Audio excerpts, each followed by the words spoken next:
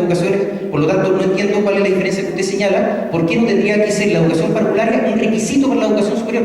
Yo creo que están entrelazadas, pero creo que queremos debatir sobre la educación universitaria. Entonces usted asegura que la educación parvularia no tiene nada que ver con la educación universitaria. Dije, creo que están entrelazadas, pero creo que no es objeto de este debate. Están entrelazadas, perfecto.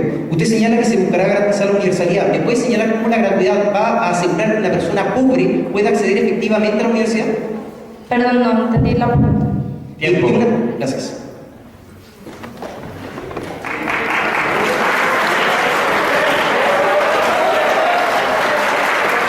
Muchas gracias. Los equipos tienen 8 minutos de preparación. Corre el cronómetro para el equipo negativo. 1 minuto.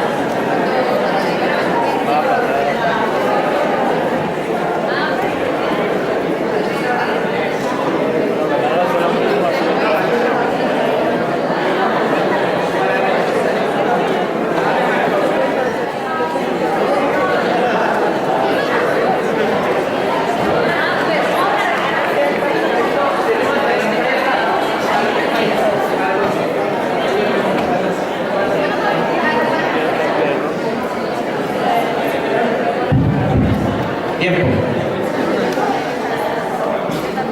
Le pedimos al primer orador del equipo negativo abra el caso.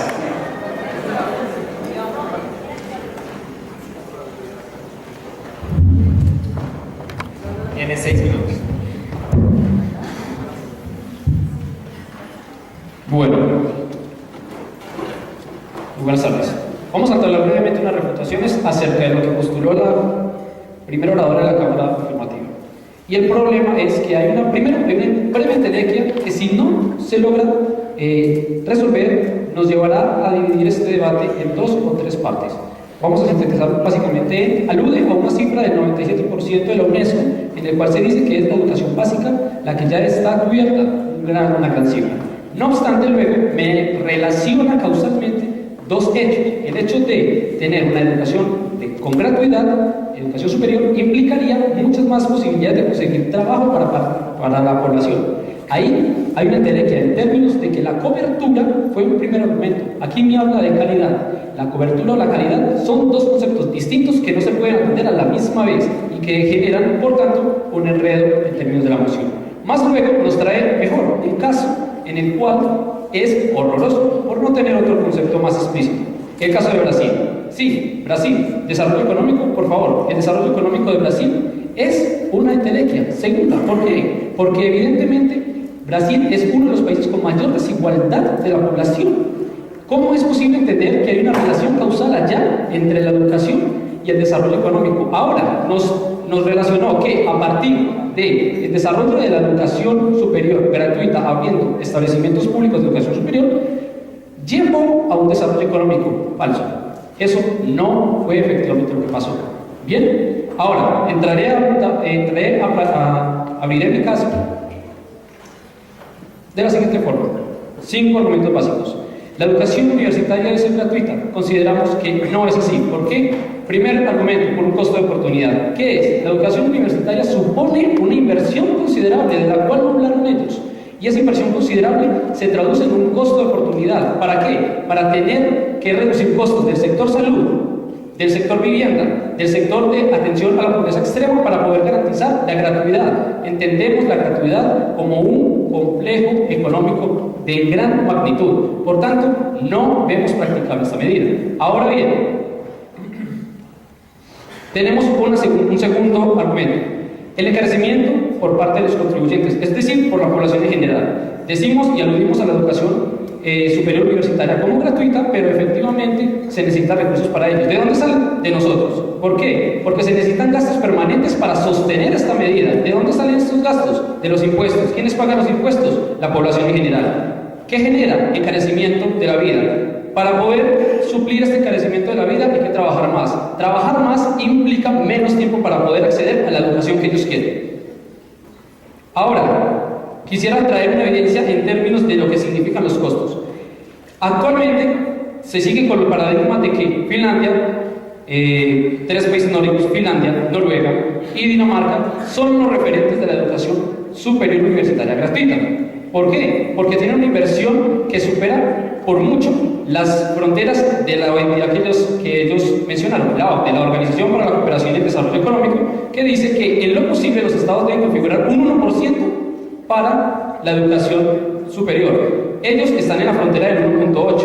En el contexto latinoamericano, por ejemplo, no se llega ni al 1%. Pero ¿qué pasa? Los estados nórdicos que tienen un 1.8 ven esa medida ya insostenible, no son capaces de seguir con ella y por tanto han tendido a la baja. Las becas que tenían para países latinoamericanos se redujo sustancialmente y la cobertura que tenían ahora empieza a ser parcializada. Por tanto, esa medida, ese contexto del que nos hablan que debemos proveer eso como una necesidad, se está desmintiendo. Finalmente, colocamos unos casos puntuales. En el caso de Finlandia, 20 instituciones son las que cobijan la educación superior para 5 millones de personas. Les coloco caso. 5 millones de personas, es decir, 1 millón de personas, 4 instituciones universitarias. Esa sería la relación. Les coloco el caso, por ejemplo, en Latinoamérica. De Venezuela, que son 25 millones de habitantes, 30 millones de habitantes, se tienen apenas 25 instituciones, menos de una por millón. En México son 112 millones de personas y se tienen 46 instituciones. No alcanzan ni a ser 2. El país nórdico tiene 5 y sin embargo ya tiene problemas para garantizar la gratuidad de la educación. ¿Cuál es el contexto latinoamericano? No hay garantías. Finalmente, continúo. Es una medida regresiva e impracticable. ¿Por qué? Porque la educación superior gratuita es una medida que supone garantizar el acceso sin pagar tanto a pobres como a ricos. Es decir, hay un criterio de elegibilidad por parte de quien se quiera presentar. Ahora, como no hay condicionamientos, perfectamente una persona de la capa media o de la capa alta de la sociedad se puede presentar a estas instituciones universitarias. Como han tenido una formación básica y media de mayor nivel, es más probable que accedan a esa educación superior, con lo cual hay una desigualdad en la accesibilidad que puede una persona de menores recursos que no ha tenido una buena formación de acceder a esa educación. La cobertura se ve lacerada. Ahora, no se aseguran resultados. ¿Por qué? El problema no es la gratuidad. El problema, el fondo de la medida es la calidad. Ese es un factor supremamente relevante. ¿Por qué? Porque nada sacamos con obtener educación superior gratuita si ella no provoca calidad de la educación. No se necesita tener 40 millones de estudiantes universitarios, sino tener al menos una proporción que implique que su calidad educativa efectivamente va a estar anclada al desarrollo económico del país. No consideramos que la medida es impracticable. La educación universitaria no debe ser gratuita. Muchas gracias.